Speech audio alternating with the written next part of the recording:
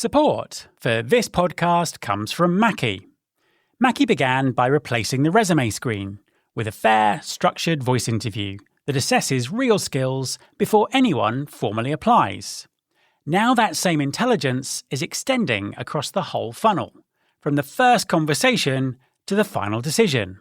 They recently launched Tomo, an AI interview assistant for hiring managers. The next step towards one connected system that screens, interviews, and gives every candidate a consistent, fair experience at scale. See how the end-to-end picture comes together by going to makipeople.com. That's makipeople.com. And Maki is spelled M-A-K-I. There's been more of scientific discovery, more of technical advancement and material progress in your lifetime and mine than in all the ages of history.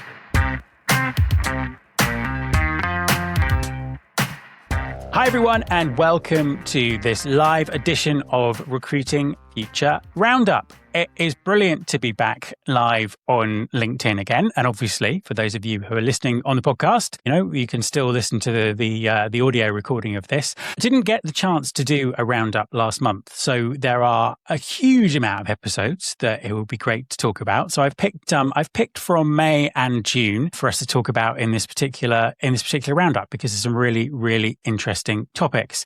I am, as ever, joined by a guest co-host. Hi, Ben. How are you?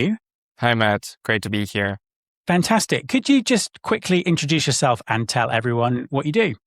Sure. So my name is Ben. I am one of the co-founders of Maki People, and I actually run everything tech. So I've been the brain behind the product that many enterprise customers use to screen their candidates and now interview their candidates, but more on that later.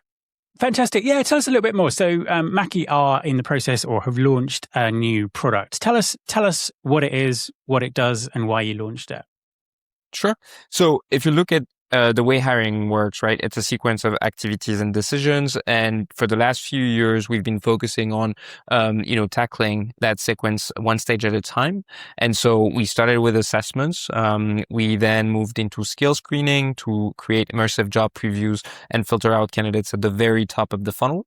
We launched Maki, which is our AI interview last year. So we were amongst the first ones to actually have an AI interviewer on the market. And obviously, we also removed friction when it comes to scheduling with a workflow that we called Kumi.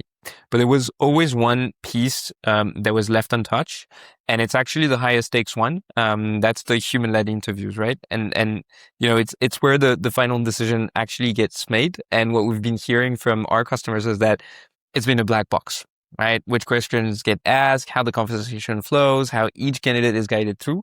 None of that is visible from the outside. And so two people actually interviewing for the same role can walk out of a completely different conversation, right?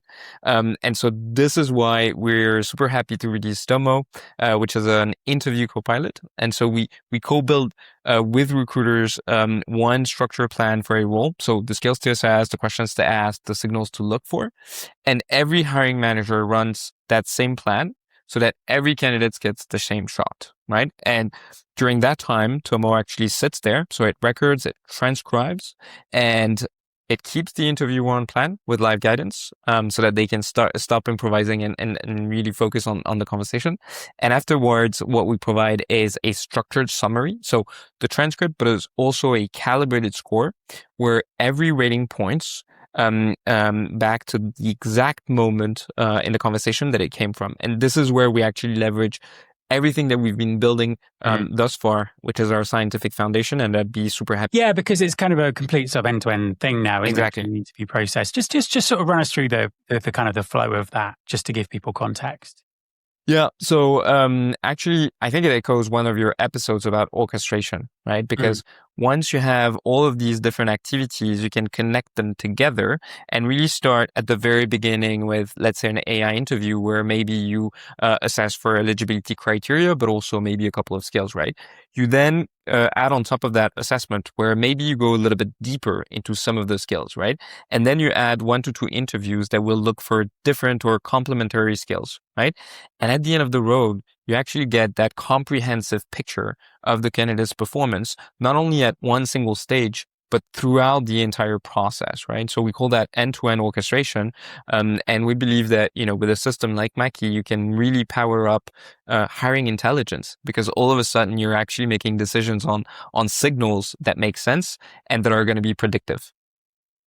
Absolutely. And as you say, I think there's some of the topics that we're going to get into as we sort of go through the episode. So let's dive in. The first interview I want to talk about is episode 709, Rethinking Work in the Age of AI. It was an interview with Stacey Harris, who's a Chief Research Officer at Sapiens Insight Group. I've been really keen to get Stacey on the podcast for a really long time. She does some great work. She does an annual survey that looks at everything that's happening in HR tech. And in May, I was at HR Tech Europe in Amsterdam, and we recorded this in person. We recorded it standing up in a corridor with no lights because, that's just crazy conference podcasting for you. But it was a really interesting conversation to have. Some of the things that kind of came out of the conversation for me, which I think make it really kind of worth diving into, is really this kind of wave of AI change is different from other technological changes that have sort of hit talent and recruiting, because it's actually making us rethink what work actually is. She also talked about all the layoffs that are happening allegedly because of AI in the tech sector, and really it's interesting in terms of companies that are sort of redeploying people and finding, valuable things for people to be doing if AI is indeed kind of automating and removing some of their tasks. And one of the examples she used is something that IKEA are doing. Ben, what did you think about this sort of particular topic? I suppose particularly in kind of reference to, AI taking tasks away and how employers deal with that. Yeah. So I think, that's one of the main challenge that we get from customers, which is, okay, look, you're going to introduce, let's say, an AI interviewers, right? So what are our recruiters going to do in the end? And so what we're trying to point out is that, one, it's not super, energizing to actually go through a pile of CVs, especially when they're all written by AI.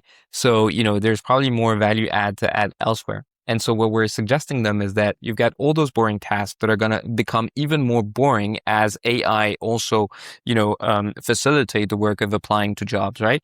But at the same time, you could mobilize those people to do something much more interesting, which is, for instance, source candidates, engage them, seduce them, right? And potentially also reduce cost for the company, because we've got a lot of customers that we're actually utilizing their internal resources to, parse through the CVs, but then we're using external agencies to actually do the fun stuff, which is, contacting candidates and sourcing them and so on. So at the end of the day, it's more about how do we sort of rebalance what we're doing and potentially automate some tasks that should be automated, but then leverage humans where they should be leveraged. And I think the really important thing around this is to have a plan, because I have so many conversations with TA leaders who talk about AI taking admin stuff away, boring jobs, and freeing their teams up to do valuable work. And I think you give them some great examples there. But a lot of the time, people don't know what that valuable work is, or they haven't thought about it. So I think that's kind of a really important thing to work through as well, isn't it? Yeah, absolutely. And I think there's also something that is a little bit more worrying or worrisome for recruiters, especially, right? So when Stacey's mentioned the personal versus process adoption gap, right? I think it's easy to embed AI within one's own work, right? So let's say emails, for instance, but embedding that into a complex workflow where it's about hiring decision, for instance, it's much more complex, because it means that you need to trust something that actually you're going to have to defend to a candidate, to a manager, to a regulator. And I think that the gap also comes from that, which is how do we actually ensure that the workflows we're about to change are going to be secure, are going to be safe, are going to be compliant? Yeah, I think that's interesting, because one of the things that Stacey kind of flagged up in the conversation was the adoption gap between people using AI personally and people who've embedded it in workflows, and lots of reasons for that. But I think that is a really kind of important point around governance and explainability, and the work that it takes the work that it takes for big companies to do this kind of change with technology. So I think that's a really great point. Actually, that's also one of my hat, which is a sort of compliance officer of Maki, right? And I believe that I spend maybe 30% of my time on those topics. But I think it's important, right? Because again, we're making decisions about people's lives. And so if we don't take that seriously, then, who will? No, absolutely. Absolutely. Moving on to the next episode, 791, which I also recorded live at HR Tech in Amsterdam. It's an interview with Melissa Shelley Haujour, who is the head of global HR digitalization at H&M Group, if I can say that properly. So second time on the podcast, she came on last year to talk about change management. She's got a really, really interesting job looking at technology and data across HR, across the whole of that global business. And this was a really important conversation that I'm hearing not many people having. And it was all about the data that sits behind this. So as an organization, H&M are keen to have kind of agentic AI workflows across their entire employee lifecycle. But they're kind of acknowledging that to do that, they have to really work hard to, centralize the data, have a foundation around data governance and process design and integration. And it was a really kind of in-depth conversation, but it's not a conversation I'm hearing very often, and it's just incredibly important. Ben, what did you think? So this touch on what I mentioned at the beginning, which is, orchestration, right? I think indeed mobilizing siloed agents will definitely, accelerate a few tasks, right?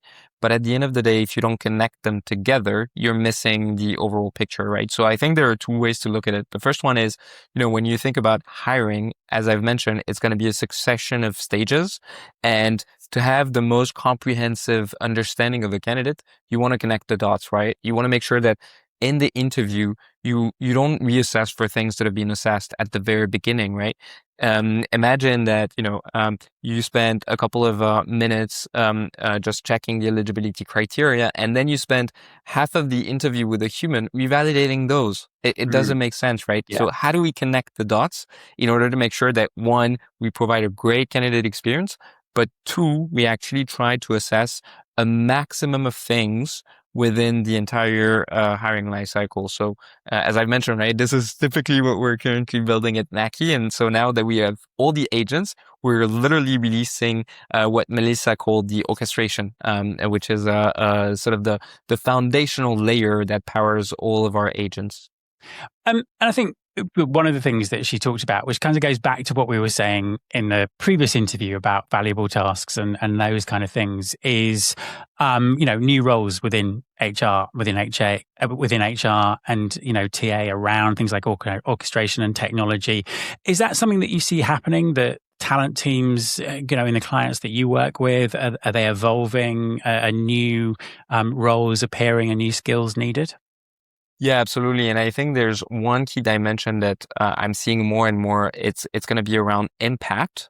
And I think connecting the dots also goes to talent management. And so there was a natural frontier between the two worlds, right? There's everything about recruitment, and then there's everything about management or development. You call it what you want, right? And now we're seeing more and more that frontier become blurry, because at the end of the day, if you want to measure what happens in the hiring process, you also need to look what happens after, and vice versa, by the way, because, mobility is just another hiring process, sort of, right? So what we're seeing more and more is customers actually bridging the gap and connecting the dots between those two worlds. Yeah. Yeah, no, 100%. I think that really is the path that we're going on, definitely. Let's sort of change gears slightly, move to the next one I want to look at, which is episode 797. It's called Hiring the Humans Behind Robots. Now, I put this one in because it was absolutely fascinating. It's a conversation with Katrine Selesner, who's the talent acquisition lead at Humanoid. And Humanoid make humanoid robots to work in factories, to do industrial work, to do, all kinds of things. And their recruitment needs are are kind of the most difficult skill sets to find. They need people who are skilled in robotics, people who are skilled in AI. Really, really hard to find skills. So it was really interesting to talk to her about how they find and attract that kind of talent, and how she sort of built out the whole of their TA function from the bottom up in terms of technology and people and all those kind of things. I suppose that it's well worth listening to. I suppose that the one thing that I sort of pull out straight away, which I think speaks to something that we were talking about a second ago, is she uses a lot of technology to find these very hard to find people, to understand them, but was very, very clear on the human value here in terms of building relationships and having conversations in order to persuade people to move to their organization. What kind of struck you about that part of it? So I think, first of all, kudos to her, because what she's managed to build in just 18 months is crazy good. I think that's literally what I was saying at the beginning, right? Which is, there's going to be a bunch of roles where you're just inundated with, applications flooding in, right? And I think that this is where AI can be super valuable. But again, when it's about finding the candidate that only exists in 3 countries, right? And where you need to approach them, seduce them, and so on, you need to have that human touch, that human magic, right? And so it's all about, how do I ensure that I have the capacity to actually do that, and to do that at scale? Because again, she was in the context of hyper growth, right? Yeah. So you want to protect those resources at all costs. And it seems that she's managed to do that. So again, kudos to her. Yeah, and I think the other thing I find fascinating about these type of conversations is, how does a startup, a reasonably small startup that is obviously scaling very quickly, how does that tempt talent that could go to the bigger tech companies who inevitably will pay more? And we've heard all kinds of crazy stories about what tech companies are paying for AI kind of professionals and robotics professionals like this, and it's really kind of leaning into the type of work they're doing, what's interesting, who they're working with. And I've sort of heard this from a few AI companies before, and I think it's kind of really interesting, and I think there's lessons here for everyone, particularly when the narrative around this is the sky high salaries that are being offered. What do you think about that part of it? So I think, and it's funny because we're a little bit in the same line of business, right? So it's very difficult to attract those talents, obviously, and you're fighting with companies that do not necessarily have the same means than you. But I think, it starts with providing a great candidate experience. And so what was fascinating in her story is that for an early startup, the way they organize themselves is honestly fascinating, right? So having structured interviews, scorecards, having a clear source of truth when it comes to the ATS and so on. Honestly, the processes she describes is way better than most of the enterprise customers that we have, right? So I think that's what's fascinating, because if you have such a good process in place, that leaves a great impression towards candidates. And so obviously, that might makes it easier for them to join you, even though you're not able to compete on the high salaries and so on. And I think also it underlines the advantage of building something from scratch, from the bottom up for the modern world, rather than having to inherit something or deal with lots of processes that are already there. That's the beauty of startups, huh? Absolutely.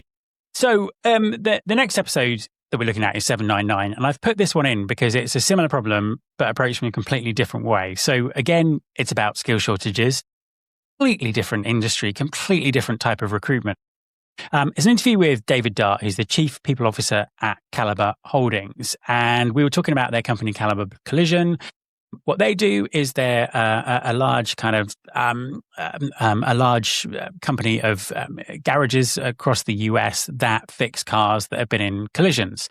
And with the way that cars are now, this is not a simple cookie cutter task. He describes the work as they do as being like artisan in terms of all the variables with different types of car, different types of electronic of EVs, and everything that's going on. So, really difficult skill set to learn.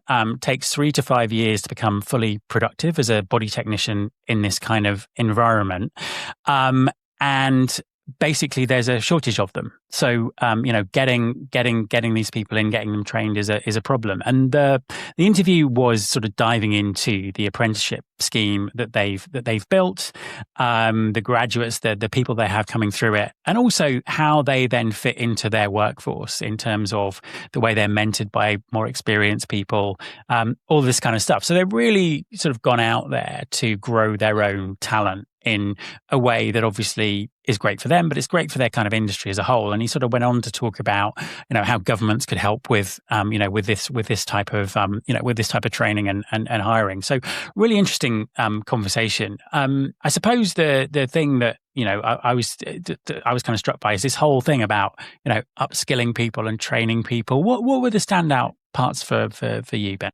So I think there are two things. The first one is it's great to see industries where, people are AI proof. So that's quite reassuring to me. And I think, when I think about my kids, I'm wondering, what I should tell them in terms of a career trajectory. So the second thing is that, the way we see assessments is that generally it's geared towards recruitment, right? But I was saying at the beginning, development is probably something where it actually adds a lot of value, probably even more. And so that's a key example of how we can use assessments to sort of understand how people master skills, how they're growing up, what potentially we should do in order to train them more. And when you think about mobility, so in that case, it's going to be, graduation, right? But potentially upskilling, reskilling. So how do we measure things as of today? And how do we help people understand where they could go next, depending on what's available within the organization, right? And so really understanding the skills that would help us move people where the organization need them, or move people where they believe that they will realize themselves. So ultimately, that's a new frontier for us as well, because we believe that, assessments in hiring is great, but potentially assessments in mobility and development is something that's even greater. Yeah, I think that's a really interesting point. I've got some kind of episodes sort of coming up in the next month or so where we sort of dive into that whole aspect of upskilling and reskilling. And, one of the biggest issues around this is this notion of, experience. So, you have to have experience to learn these skills. And I think that actually, if we start looking at these things scientifically, is that the case? Do we look at how people do learn skills differently? I think that, AI is turning some of the assumptions on the head here, because people, might not be able to get experience in terms of, that sort of time span. So really interesting. I think this is going to be an area that's going to be really disruptive. And I think our thinking is going to certainly evolve on this one. Absolutely. And I think, when you think about AI, there's probably never been a better learning companion. Right. So I can literally teach myself anything as of today, and grow on any dimension that I want. And this is what we do also internally at Maki, which is encourage people to actually, craft things and learn new things, because we believe that it's never been that easy to actually learn new things. Yeah, and I think I just wanted to kind of close a loop on what you're saying about jobs being AI proof. One of the things that we were talking about in this podcast is the technicians who do this job. There's no kind of current route to sort of replace them with AI or robots or anything like that. It's a very highly skilled, hands-on job. But the companies do use a lot of AI in their kind of ordering, anticipating, and modeling, damages from collisions, and, how they recruit. So really, really interesting. Brings us on to the last episode we're going to talk about today, which is episode 800. So I was delighted to get to 800 episodes of the podcast, and just want to say a big thank you to everyone who listens to it. That's the reason that I'm still able to do it. Brilliant. Thank you so much for helping me to get to episode 800. Not finished yet. Many more to come. So to celebrate episode 800, at the start of May, I went to Atlanta and did one of the opening keynotes at the Recruiting Innovation Summit. And what I did for this episode is I kind of adapted that keynote into a podcast audio form and sort of talk through it as a solo episode. And I don't do many solo episodes, but it was good to do, and maybe I'll do a few more as we kind of move forward. So just to sort of quickly kind of run through this. what I was kind of looking at here is the fact that, there's a very long history in recruiting, and you can trace things like resumes and structured interviews back, decades, in some cases, several hundred years. And really, the recruiting that we look at today, we've really inherited all of those things. We haven't had the chance to start from scratch. And I think in a lot of cases, it makes recruiting quite dysfunctional. And I think that there is this huge opportunity with AI to really rethink everything and make recruiting better for everyone, for candidates, for hiring managers, for recruiters, for the business that people are being recruited for. And really, that's what this was about, with some really interesting examples from history that I'd found, and also talking a little bit about an AI readiness framework that TA could adopt. So, well worth sort of checking it out. It's a really interesting story in there. But Ben, what did you think of this one? Am I right about this, or do you have another view? No, to me, it was the most fascinating one, because this is literally also one of the premise of Maki. And so, short answer, I believe that AI can break recruiting, and I also believe that AI can solve recruiting. So to me, this is the most fascinating debate we can have. One of the things that we keep seeing with our customers is that indeed, at least the application entry point is broken. Right. So especially for high volume jobs, where all of a sudden it's never been that easy to apply to jobs. Second, it's never been easier to actually craft all the materials that are needed in order to be the perfect candidate. And so recruiters just, drawn into a sea of CVs that mean literally nothing. Right. Or sometimes they use AI. And so you end up with an AI analyzing another AI. And so all of a sudden everything is broken. Right. So to us, it's really about helping them understand what can be automated, what are the right signals to look at. And by the way, on the CV, I will die on that, right? But CV was invented by Leonardo da Vinci, and we still use it as of today. It hasn't changed. And by every serious scientific research, it's been proven that it's actually less predictive than tossing a coin, right? So looking at that signal makes no sense. And so this is why we believe that things like AI interviews, where we measure skills, skill screening through job previews and so on, is probably the most efficient ways to actually screen candidates. Because first of all, you will actually filter out the noise from signals, and second, you'll actually be able to measure what counts, which is going to be the skills, the motivation, as well as the eligibility criteria. So again, we believe that AI can actually solve for that piece, provided that it's well utilized. Yeah, I couldn't agree with you more. I think that's exactly where we are at the moment. And the Leonardo da Vinci thing is really interesting, because I'd heard that so many times, that Leonardo da Vinci invented the resume, the CV. So listen to this episode, because I actually dived into, well, what does that mean? Did he really? And what does that look like? And it's really interesting in terms of what happened and how that's developed. Thank you, Ben, so much for your insightful thoughts around all of this. That is us finished for this particular roundup for June. You please follow Recruiting Future wherever you get your podcast. There are loads more great episodes from May and June that we didn't have time to talk about. And there are some really great conversations coming up over the summer. If you go to recruitingfuture.com, then you can search all the past episodes. You can search by keyword. You can look at all the transcripts, all those kind of things. And you can subscribe to our newsletter that comes out every week. So thank you very much for listening. And we'll be back live again next month. And I'll be back on the podcast in the next episode. Thank you very much. Thank you very much, Matt.